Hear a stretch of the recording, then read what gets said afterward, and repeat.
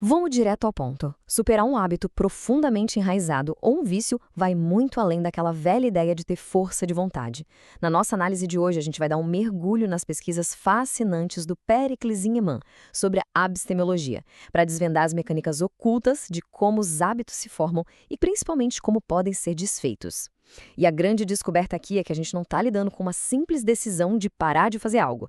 A gente está lidando com uma verdadeira engenharia comportamental, uma reprogramação literal da mente e do corpo humano. A gente costuma imaginar que acabar com um comportamento destrutivo é tipo passar uma bola de demolição. Bateu, derrubou a parede, o terreno está limpo e o problema está resolvido. Mas o material nos mostra que não é bem assim. A demolição só derruba a estrutura que a gente consegue ver por fora. O perigo real é que a fiação, aquele sistema elétrico todo lá no subsolo, continua absolutamente intacto e operando no escuro. Então a palavra-chave não é demolição, é reprogramação de sistema. As velhas conexões precisam ser reescritas com muito cuidado. Caso contrário, o problema fatalmente vai encontrar um jeito de voltar. E para entender exatamente o que precisa ser reprogramado no sistema, a gente entra agora na nossa primeira sessão, o ideário alegórico. É aqui que entra em cena o famoso bug de software, que protege os nossos piores comportamentos de nós mesmos. Basicamente, quando um vício se instala, a mente humana não apenas aceita o erro, ela vira a principal advogada de defesa dele. É construída uma verdadeira fortaleza psicológica na cabeça do indivíduo, um ecossistema inteiro de ficções incrivelmente bem elaboradas, onde um comportamento destrutivo de repente passa a parecer superlógico, necessário e até justificável. Basta lembrar daquelas frases clássicas. Coisas como, eu bebo, mas isso não afeta em nada o meu trabalho. Ou, eu preciso usar isso para conseguir socializar um pouco. Zimmerman aponta que essas não são apenas desculpas soltas. Elas são engrenagens vitais. Elas formam um escudo narrativo impenetrável. E enquanto essas mentiras internas continuarem soando como verdades inquestionáveis, o sistema destrutivo continua lá, totalmente seguro, operando nos bastidores. É exatamente para furar esse escudo que a gente chega à nossa próxima ferramenta de combate, o princípio da descrença. Ele funciona quase como um antivírus mental. Dá para comparar isso a rodar um antivírus no modo de segurança do cérebro. O princípio da descrença é uma autoinvestigação implacável. É a decisão de não aceitar mais os próprios pensamentos de forma passiva, duvidando de cada certeza absoluta que aparece. Só que tem um detalhe gigantesco destacado nas fontes. Esse antivírus não roda num sistema que ainda está quimicamente comprometido. A desintoxicação física precisa vir primeiro, é inegociável. Apenas com os lobos frontais totalmente limpos é que a razão consegue voltar a trabalhar direito para questionar essas velhas convicções. Mas atenção, tem um risco enorme aí. Se uma mente em recuperação começar a duvidar de absolutamente tudo, ela pode acabar sabotando o próprio tratamento. Por isso, esse antivírus precisa rodar com um certo freio de mão puxado. Entram as cláusulas pétreas, que são regras inegociáveis logo de cara. Não tem conversa. O indivíduo precisa aceitar o estrago que a substância causou, seguir à risca o trenômio de evitar velhos hábitos, velhas pessoas e velhos lugares, e sair urgente daquele triângulo dramático, parando de atuar como vítima, esperando a salvação chegar por meio de uma substância.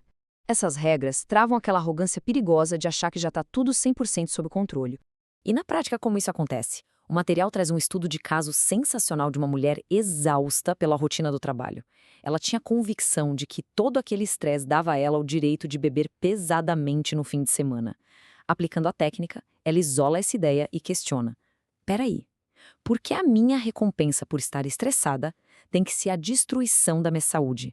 Só que a mente odeia o vazio. É literalmente como trocar o motor de um avião em pleno voo.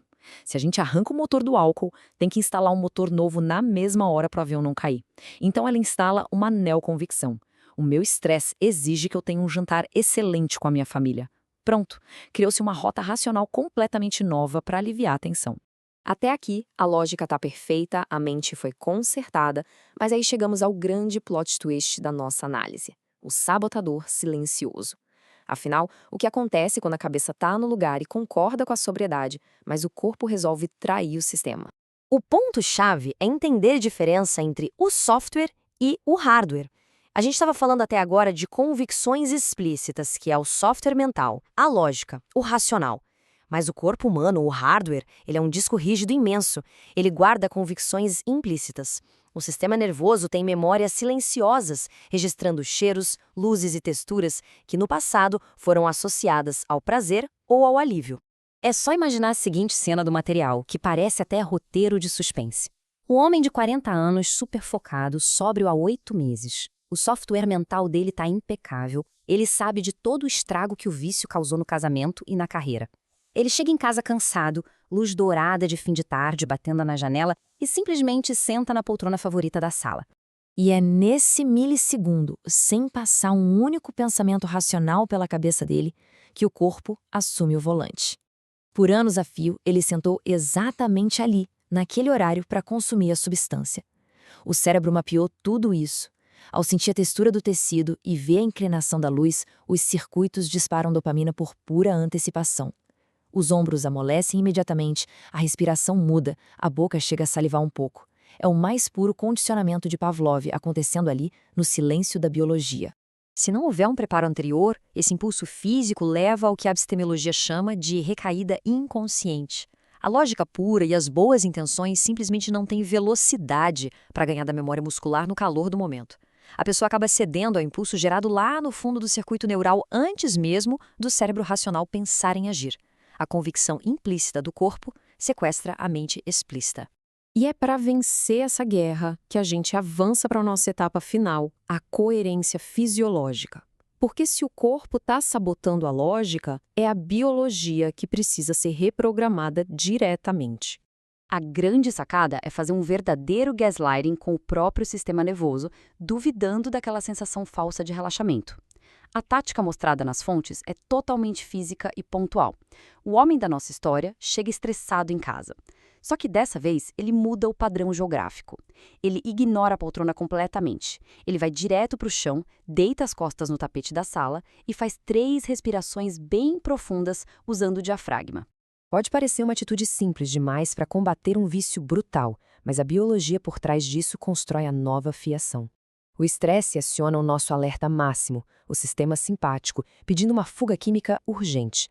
Só que, ao deitar no chão e respirar fundo de forma mecânica, o nervo vago é estimulado. E isso aciona imediatamente o sistema parasimpático, que é literalmente o freio biológico do corpo. A frequência cardíaca despenca. O cérebro recebe uma mensagem física clara. Estamos seguros. Não precisamos de nenhuma substância aqui. É usar a própria anatomia contra o vício, quebrando aquele pico de dopamina. Repetindo essa quebra de padrão dia após dia, essa citação belíssima ganha vida. A nova memória muscular entra no lugar da rota do vício. Aquela neoconvicção que a gente comentou se alinha de forma impecável nos 2 planos. A mente troca ideias destrutivas por escolhas saudáveis, e o corpo troca os gatilhos químicos por uma nova gramática de movimento e segurança. Atinge-se a coerência fisiológica. Mente e corpo finalmente param de brigar e passam a jogar juntos. A gente encerra essa análise deixando no ar uma provocação profunda que até transcende a abstemiologia. Pensando nessa engrenagem complexa de mentes e corpos, fica evidente o quanto a nossa rotina opera no piloto automático. A pergunta é, quantas decisões supostamente livres e racionais tomadas todos os dias não são, na verdade, reações em cadeia iniciadas pela textura de uma cadeira, por uma luz batendo na janela e por caminhos neurais esculpidos no passado? Vale a reflexão sobre o que de fato controla as arquiteturas invisíveis da vida, e principalmente sobre o incrível poder que existe na decisão de retomar a direção.